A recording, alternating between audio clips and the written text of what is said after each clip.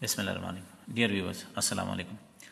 उम्मीद है कि आप सब खैरियत से होंगे और अपनी आईएसएसबी की तैयारी पूरी मेहनत और लगन के साथ कर रहे होंगे। हमारी पिछली वीडियो आईएसएसबी के मैकेनिकल एप्टीट्यूड टेस्ट की तैयारी के सिलसिले में थी, जिसमें आप लोगों को एमएटी का पूरा ब्रेकडाउन, उसके टेस्टिंग एरियाज़, प्रिपरेशन स्ट्रेटजी और गलतियों से बचने की टिप्स बताई थी। इस वीडियो का लिंक नीचे डिस्क्रिप्शन में मौजूद है। अगर किसी ने ये वीडियो और आईएसएसबी से मुताल्लिक़ दीगर वीडियोस नहीं देखी तो ज़रूर देख लें। तो चलते हैं आज के टॉपिक की तरफ, जो कि आईएसएसबी के ओपीआई टेस्ट से रिलेटेड है। लेडीज़ एंड जेंटलमैन, इस वीडियो में आप सीखेंगे कि what is OPI test, purpose of OPI test, उसके बाद फॉर्मेट ऑफ ओपीआई टेस्ट, और उसके बाद हम कुछ सिंपल क्वेश्चंस करेंगे, उसको देखेंगे कि उसको कैसे हल करना है, और लास्ट में important tips for OPI test मैं आपको दूंगा। तो सबसे पहला सवाल कि what is OPI test. Academically OPI से बनता है ऑक्यूपेशनल पर्सनैलिटी इन्वेंट्री। तो जितने भी पर्सनैलिटी या साइकोलॉजी की बुक्स हैं उसमें इसको ऑक्यूपेशनल पर्सनैलिटी इन्वेंट्री कहा जाता है, लेकिन आर्मी में, मिलिट्री में इसको ऑफिसर्स पर्सनैलिटी इन्वेंट्री कहा जाता है। तो आईएसएसबी के हवाले से इससे मुराद है ऑफिसर्स पर्सनैलिटी इन्वेंट्री। और ये टेस्ट आपका जोरहाल में आपके second day of ISSB he conduct होता है। साइक टेस्ट सीरीज़ के जितने भी टेस्ट हैं इसमें ये सेकंड टेस्ट है after MAT mechanical aptitude test, और ये कंप्यूटर के पे ही कंडक्ट किया जाता है। बेसिकली ये दो डिफरेंट टेस्ट हैं। एक को ओपीआई 1 कहते हैं। ओपीआई 1 में आपके टोटल 150 स्टेटमेंट्स या क्वेश्चंस होते हैं, और उसके लिए आपको टोटल 40 मिनट्स का टाइम दिया जाता है। जो ओपीआई 2 है उसमें टोटल आपके पास 80 क्वेश्चन होते हैं, और उसके लिए आपको 25 मिनट्स का वक्त दिया जाएगा। इन दोनों में वैसे टेक्निकली फ़र्क तो है, लेकिन वो आपके किसी काम के नहीं है। इसमें फ़र्क सिर्फ ये है बुनियादी तौर पे कि जो ओपीआई 1 है उसमें जो आपको हर क्वेश्चन के साथ, हर स्टेटमेंट के साथ जो ऑप्शन दी जाती हैं वो 7 ऑप्शन होते हैं। तो 7 में से आपका जो मोस्ट सूटेबल है, जो आपके ख्याल के मुताबिक है, तो आपने उसी को ही ऑप्ट करना होता है। ओपीआई 2 में आपको 7 के बजाय 5 ऑप्शंस आपके पास होते हैं, तो आपने उनमें से ही सेलेक्ट करना होता है। इन ऑप्शंस की डिटेल में आगे जाके आपको बताऊंगा। इन केस अगर किसी रीज़न की वजह से ये कंप्यूटर पे कंडक्ट नहीं हो सकता या नहीं होता, तो उस सूरत में आपको मैनुअल बुकलेट दी जाएगी। लेकिन जब मैनुअल की सूरत में सिर्फ ओपीआई 1 ही कंडक्ट होगा, मतलब आपने सिर्फ 150 क्वेश्चन ही करने होते हैं, जबकि ओपीआई 2 मैनुअली कंडक्ट नहीं होता। So what is the purpose of OPI test. ISSB में डेफिनेटली इसका पर्पस है ये आपकी जो बिहेवियरल टेंडेंसीज़ हैं मुख्तलिफ सिचुएशन में, क्योंकि क्वेश्चन जितनी भी होती है सिचुएशन बेस होती है, तो वो असेस करते हैं। इसके अलावा आपकी जो लीडरशिप पोटेंशियल है, डिसीजन मेकिंग एबिलिटी है, टीम वर्क स्किल्स वगैरह, ये सारी चीज़ें एनालाइज होती हैं।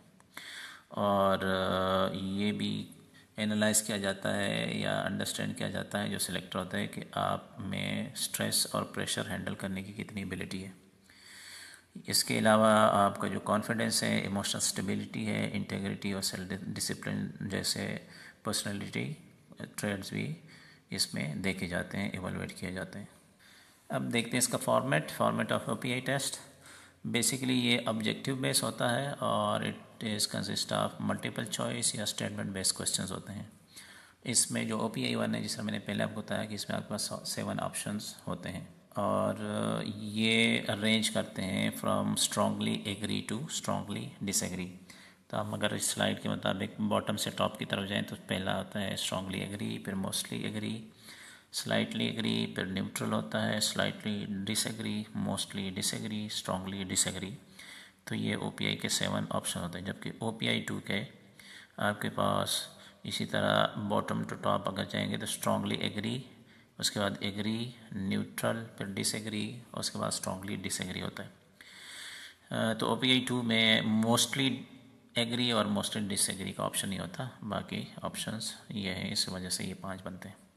ये याद रखिएगा कि ओपीआई टेस्ट में कोई सवाल या आंसर जो है आपका कोई गलत या सही नहीं होता। बेसिकली ये आपकी पर्सनैलिटी का ही एक इजहार होता है जब आप कोई भी ऑप्शन सेलेक्ट करते हैं। इस लिहाज से ये हर इंडिविजुअल के साथ वेरी करेगा और इसका कोई सही या गलत जवाब नहीं होता। तो अब चलते हैं सिंपल क्वेश्चंस की तरफ। Question number 1, I take charge of situations when other hesitate to step forward. तो चलिए इस क्वेश्चन पे ज़रा ज़्यादा टाइम लगाते हैं। तो इसके सामने आपके पास 7 ऑप्शंस हैं, स्ट्रांगली एग्री से लेकर स्ट्रांगली डिसएग्री तक। तो सबसे पहले आपको स्टेटमेंट समझनी होती है कि I take charge of situations when other hesitate to step forward. तो इसका मतलब ये है कि ये लीडरशिप क्वालिटी के लिहाज से इनिशिएटिव वगैरह इसमें चेक हो रही हैं, उसी के रिलेटेड ये स्टेटमेंट है। तो आपने ये समझने हैं कि आप क्या वाकई इसी तरह करते हैं। तो सबसे पहले गाइडलाइन के तौर पे कि इस टेस्ट में ना जो एक्सट्रीम आंसर्स हैं, जिस तरह स्ट्रांगली एग्री और स्ट्रांगली डिसएग्री और जो न्यूट्रल है, इनको अवॉइड करें जनरली। आगे जाके मैं बताऊंगा, इसको आप यूज़ भी कर सकते हैं, लेकिन वो अलग से क्वेश्चन होंगे। मैं एक दो मिसालें इनकी दूंगा कि कब आप स्ट्रांगली एग्री, स्ट्रांगली डिसएग्री और किस क्वेश्चन में न्यूट्रल को ऑप्ट कर सकते हैं। तो ज़्यादातर आपने मोस्टली एग्री, स्लाइटली एग्री या मोस्टली डिसएग्री, स्लाइटली डिसएग्री के ऑप्शन में से ही किसी एक को सेलेक्ट करना है। बहरहाल ये दोबारा याद रखें कि कोई भी राइट एंड रॉन्ग आंसर नहीं होता। आपने इन ऑप्शंस को अपनी पर्सनैलिटी के लिहाज से, अपने ओपिनियन के लिहाज से, अपनी सिचुएशन के लिहाज से ही सेलेक्ट करना है। ब्रॉडर गाइडलाइन ये है कि आप जनरली जो एक्सट्रीम ऑप्शंस हैं, स्ट्रांगली डिसएग्री, स्ट्रांगली एग्री और जो न्यूट्रल है, उनको अवॉइड करें। कुछ सिचुएशन में बताऊंगा कि इसमें आप इसको यूज़ भी कर सकते हैं।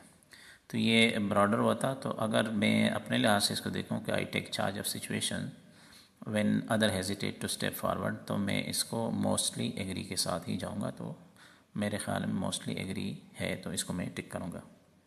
Question number 2, people often look to me for motivation and guidance when working on group task. तो ये स्टेटमेंट भी अगर आप गौर से पढ़ें तो इसमें भी लीडरशिप है, आपकी मोटिवेशन है के रिलेटेड, ये भी लीडरशिप का एक पार्ट है। और इसके साथ जो वर्किंग ऑन ग्रुप टास्क, तो ये सोशल चीज़ें भी हैं कि सोशली आप लोगों के साथ कैसे हैं, ग्रुप में काम कर सकते हैं या नहीं कर सकते। तो दोबारा पढ़ लेते हैं। People often look to me for motivation and guidance when working on group task. तो इसमें भी आप मोस्टली एग्री सेलेक्ट करें। अच्छा, इसमें एक और टिप ये है कि अगर जो स्टेटमेंट है ना वो पॉजिटिव है, एक पॉजिटिव चीज़ बयान करती है, तो आप उसमें मोस्टली एग्री या स्लाइटली एग्री की तरफ जाएं, मोस्टली डिसएग्री या स्लाइटली डिसएग्री की तरफ ना जाएं। तो जो डिसएग्री वाला एलिमेंट है या जो ऑप्शंस है, ये आप नेगेटिव स्टेटमेंट जो होती है, जो कि किसी ख़राबी को या कमी को ज़ाहिर करते हैं, तो उसमें आप उसको ऑप्ट करें। मोस्टली डिसएग्री या स्लाइटली डिसएग्री को ऑप्ट करें। एग्री, स्लाइटली एग्री या मोस्टली एग्री को ऑप्ट ना करें।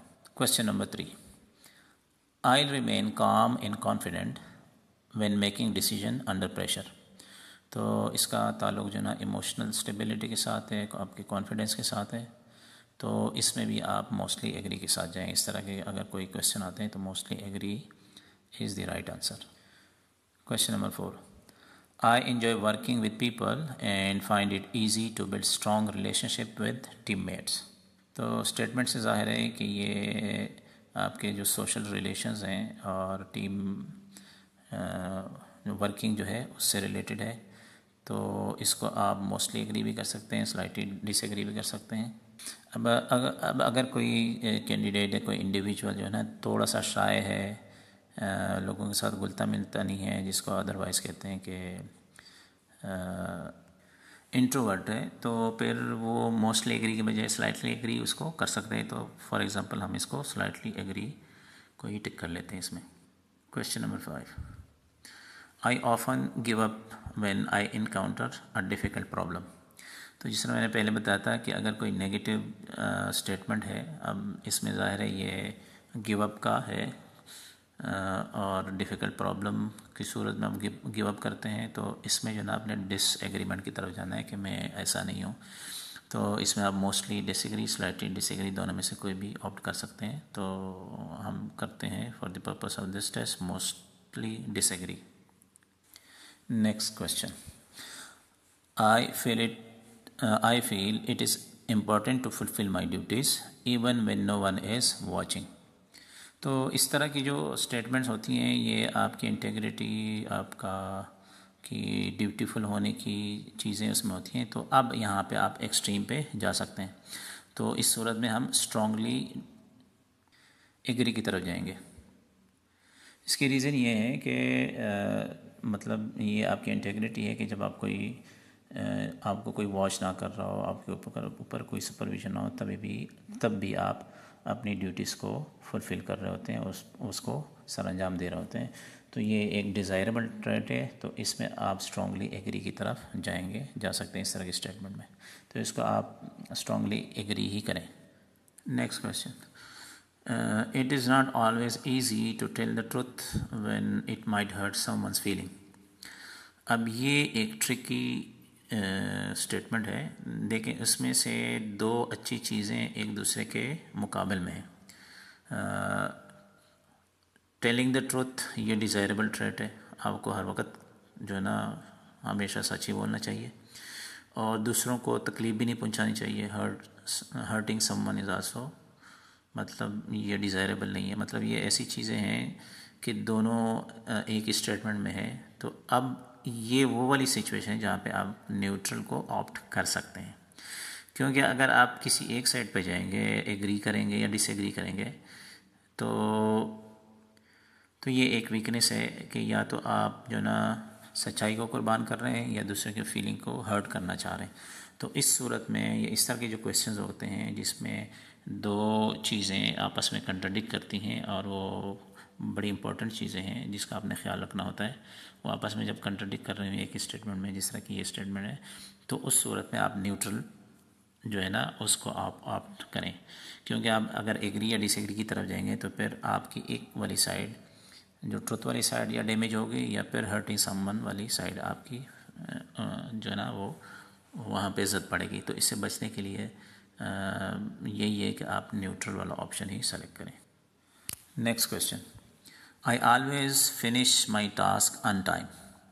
ये 5 ऑप्शन वाला है। तो इसमें आप जो है ना I always finish my task on time, तो ये एक डिज़ायरेबल ट्रेट है। इससे मुराद है कि आप जो है ना टाइम वेस्ट नहीं करते, टाइम के पाबंद हैं, चीज़ें वक्त पर ही करते हैं, टाइम मैनेजमेंट आपकी अच्छी है। तो उसके साथ आप एग्री करें, स्ट्रांगली एग्री की तरफ ना जाएं, क्योंकि ये ह्यूमनली पॉसिबल नहीं है कि आप हर चीज़ में ऑलवेज़ जो है ना हर चीज़ टाइम पर ही करते हैं। तो ये आपने नेचर लेना है, आपने सुपर ह्यूमन या रोबोटिक बिहेवियर टाइप नहीं देना।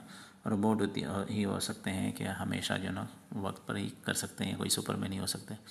तो always there is a room के आप गलती भी कर सकते हैं और अपना आपको सुधारना भी है। तो हमेशा जो दरमियान वाली चीज़ें हैं, जो एक्सट्रीम से के अलावा है ऑप्शन है, वही आपने सेलेक्ट करने होते हैं। Next question is, when faced with a challenge, I prefer to take the lead rather than wait for someone else to act। तो ये भी लीडरशिप के रिलेटेड है, तो इसको हम कर लेते हैं स्लाइटली एग्री। अच्छा, इसमें आप ये ऑप्शन हमने सेलेक्ट किया है with the purpose slightly agree का। तो बताना इसमें यह है कि चूँकि 150 क्वेश्चंस होते हैं, तो ये क्वेश्चंस आपके मुख्तलिफ जो ट्रेड्स होते हैं पर्सनैलिटी के, वो मुख्तलिफ उसके साथ अल्फाज के साथ या फ़िक्रों के साथ टेस्ट किए जाते हैं। तो अगर आपका रिस्पॉन्स आर्टिफिशियल है या आपने चीज़ें रटी, जिस तरह मैं आपको बता रहा हूँ, आप अपने अक़ल से और अपने पर्सनैलिटी के लिहाज से चीज़ें सेलेक्ट नहीं करते हैं, तो डेफिनेटली जब आप कॉपी करेंगे तो आपके मुख्तलिफ सवालों के जो जवाबात होंगे वो वेरी करेंगे। जिस तरह हमने इस सवाल का जो आंसर लिखा है या टिक किया है वो स्लाइटली एग्री किया है। लेकिन अगर हम पीछे जाते हैं तो हमारा जो क्वेश्चन नंबर 1 था वो भी इसी तरह का ही था, लीडरशिप थी उसमें और इनिशिएटिव के लिहाज से। तो देखते हैं वहाँ पे हमने क्या जवाब लिखा है। तो वहाँ पे हमने जवाब लिखा था मोस्टली एग्री। अब यहाँ पे कंट्रडिक्शन आ गई है 2 स्टेटमेंट में। एक तरह की सिचुएशन है, एक तरह की ट्रेट है, डिज़ायरेबल चीज़ है, और उसमें एक आ गया स्लाइटली एग्री और मोस्टली एग्री। तो ये यहाँ पे इनकन्सिस्टेंसी है। तो इनकन्सिस्टेंसी से आपने बचना है कि जो आपने किसी सवाल का जवाब एक जगह पे दिया है वही जवाब सेम सिचुएशन उसी तरह की अगर है तो आपने वही जवाब लिखना है। अगर आपने वो जवाब नहीं लिखा तो जो चेक करने वाला है वो आपको पकड़ लेगा कि इसने तैयारी की हुई है या उसको किसी ने बताया है कि आपने ये वाला सेलेक्ट करना है। तो डेफिनेटली मुख्तलिफ सिचुएशन अल्फाज चेंज हो जाते हैं। अपेरेंटली इनमें अल्फाज थोड़े बहुत वेरी कर रहे हैं। वो छोटा स्टेटमेंट है जो क्वेश्चन 1 में था, इसमें बड़ा है। लेकिन अगर आप गौर से इनका कंपैरिजन करें तो दोनों का एक ही मतलब निकलता है। वहाँ पे take charge of the situation है और यहाँ पे भी कि मैं लीड करता हूँ बजाय कि मैं दूसरों का वेट करूँ। तो दोनों में इनिशिएटिव है, दोनों में लीडरशिप है, तो दोनों को जवाब एक ही होना चाहिए, यानी कि मोस्टली एग्री। तो इस पर्पज़ के लिए हम मोस्टली एग्री ही कर लेते हैं, इसको दुरुस्त कर लेते हैं। बताने का मकसद ये था कि आपके जो आंसर्स हैं उसमें कंसिस्टेंसी होनी चाहिए और आपको मालूम होना चाहिए। तो जब तक ये आप अपने पर्सनैलिटी के हिसाब से नहीं करेंगे तब तक आपके जो आंसर्स है उसमें कंसिस्टेंसी नहीं आ सकती। तो जो सेलेक्टर होता है, साइकोलॉजिस्ट होते हैं, वो ये चीज़ें देखता है और जब उसमें उसको पता चल जाता है कि इस बंदे में कंसिस्टेंसी नहीं है तो फिर वो आपका नेगेटिव इम्पेक्ट वहाँ पे पर्सनैलिटी का इम्प्रेशन आना शुरू हो जाता है। तो आपने इन चीज़ों से बचना है। तो अब important tips for the OPI test. First है बी ऑनेस्ट एंड कंसिस्टेंट। जिस तरह अभी पिछले मैंने मिसाल दी कि आपके जो आंसर्स हैं वो कंसिस्टेंट होने चाहिए। तो आपने कोई ऐसे ऑप्शन सेलेक्ट नहीं करने जो सिमिलर क्वेश्चन है कि वो आपस में कंट्राडिक्ट करें। Next is self reflection. तो ये जितने भी आंसर है ना उसमें आपकी अपने पर्सनैलिटी ट्रेट्स और उसकी स्ट्रेंथ और वीकनेसेस का इजहार होना चाहिए। इसका आसान तरीका ये है कि आप जो है एनालाइज करें अपनी पर्सनैलिटी को, उसके स्ट्रेंथ क्या है, वीकनेसेस क्या हैं, कहाँ पे आप कमज़ोर हैं, कहाँ पे आप स्ट्रॉन्ग हैं। तो उस हिसाब से आप ये इस तरह के जो क्वेश्चंस होते हैं उनका आंसर दें तो वो कंसिस्टेंट ही रहेंगे।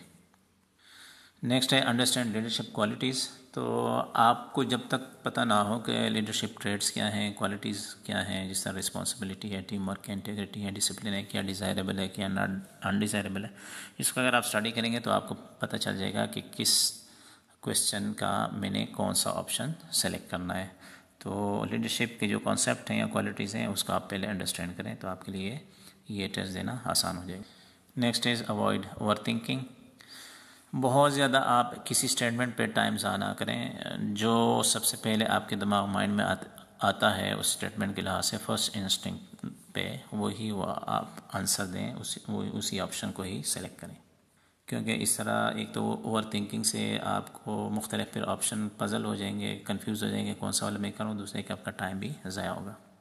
Next is stay calm and confident.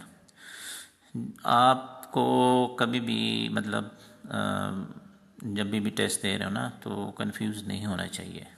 अगर आप थोड़े से प्रेशर में हैं तो लंबी लंबी सांसें लें और अपने आप को काम डाउन करें, कूल करें। तो उसके बाद नेचुरली जो भी आप आंसर देंगे या ऑप्शन सेलेक्ट करेंगे वो आपके बिहेवियर, आपका पर्सनैलिटी के लिहाज से ही होगा।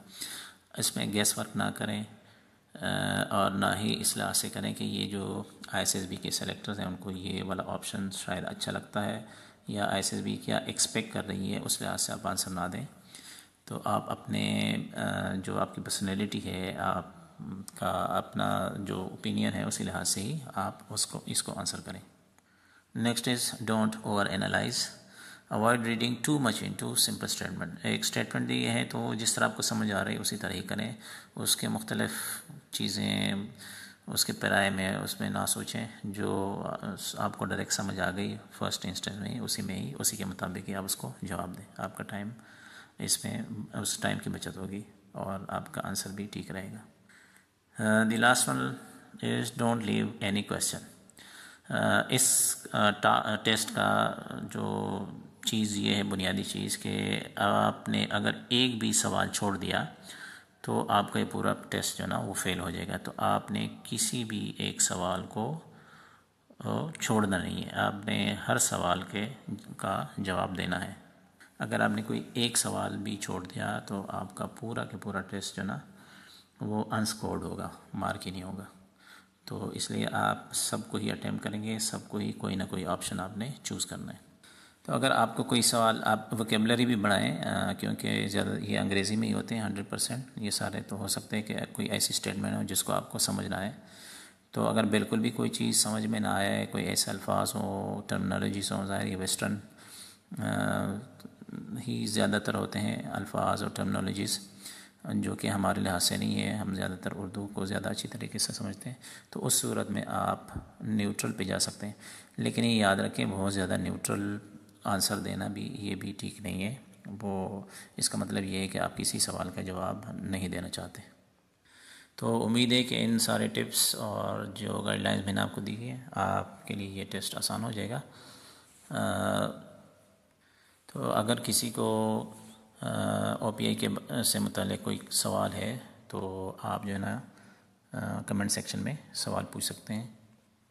इसके अलावा आपकी सहूलत के लिए इस वीडियो के डिस्क्रिप्शन में ऑनलाइन जो OPI कंप्लीट टेस्ट हैं उनके मुख्तलिफ वेबसाइट्स हैं, उनके लिंक्स मैं नीचे दे दूँगा।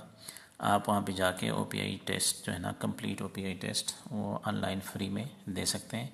आप वहाँ पे जाएं और अपनी पर्सनैलिटी से मुतालिक आप को पता चल जाएगा।